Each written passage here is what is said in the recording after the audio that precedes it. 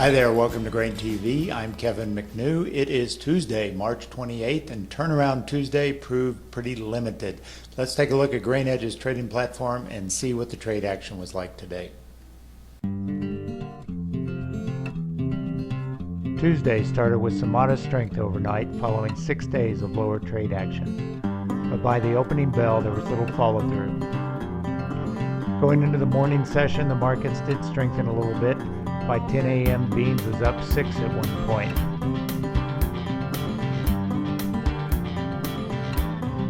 Heading into the closing bell, the market had found little direction, but beans made a brief attempt to trade at the lows, while corn and wheat moved up to the high end of the day's range. On the close, corn was up 2, beans was up only a half, and wheat was up 3 3/4.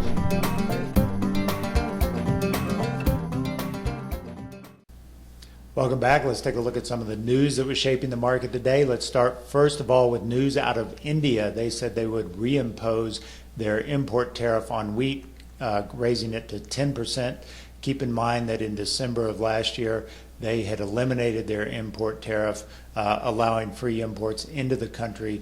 But as they head into the harvest season, they are encouraging local mills to buy from local farmers. So in all likelihood, this will be a short-term thing. They are running a little tight on supplies after several years of bad production.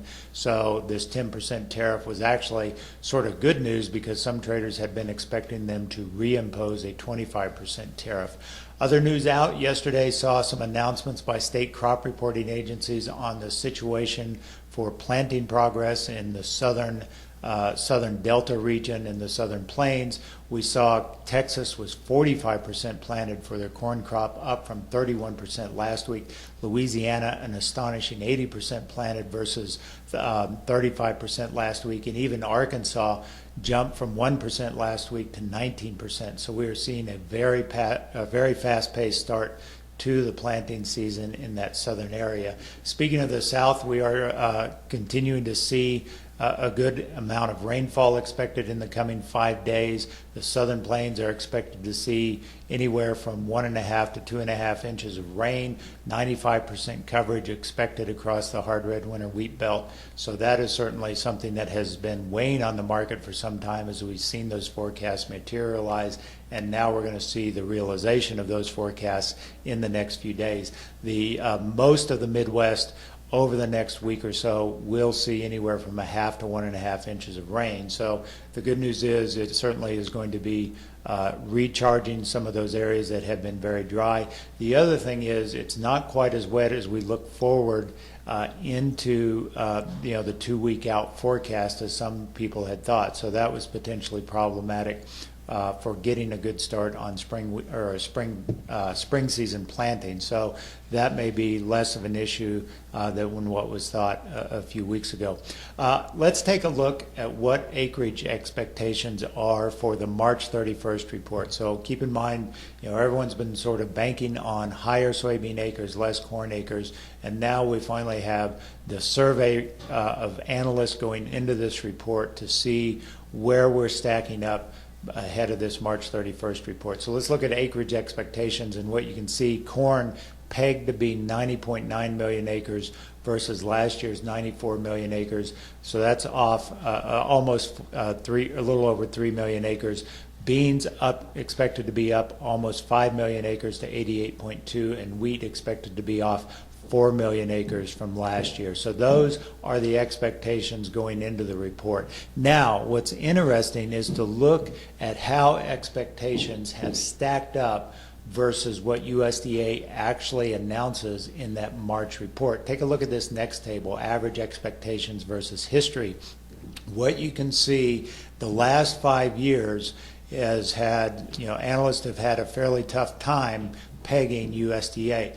They have tended to underestimate corn acres and overestimate soybean and wheat acres. So analysts on average have been a little bit wrong here, tending to underestimate how much corn would be planting and overestimate beans and wheat versus what they've done historically over the 12-year period. So keep that in mind, that we've tended to see less corn, or we tended to see more corn acres and less bean and wheat acres than what these analyst estimates have said. The other thing to keep in mind is where the funds are sitting as we go into this report.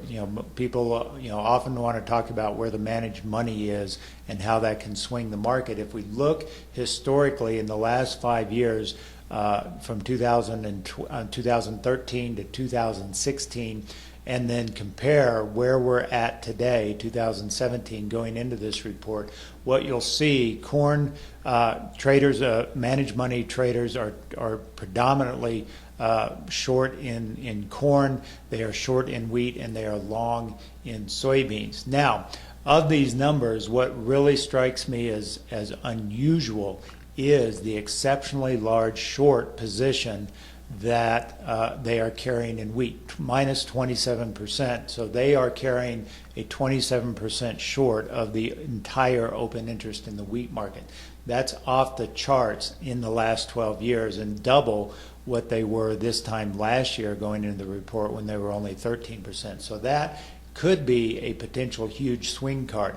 Think for a moment if the USDA does in fact really shock the market with 1 or 2 million acres less wheat than what expectations are. You also, in conjunction with that potential surprise, have the funds exceptionally short, then that could be a huge catalyst. Not saying it's going to happen, but we're starting to see some things that are stacking up against each other. If the funds are really overly short and we have an expectation, or at least historically, we've seen USDA cut acres more than analysts have expected, that could potentially be a swing card for the wheat market.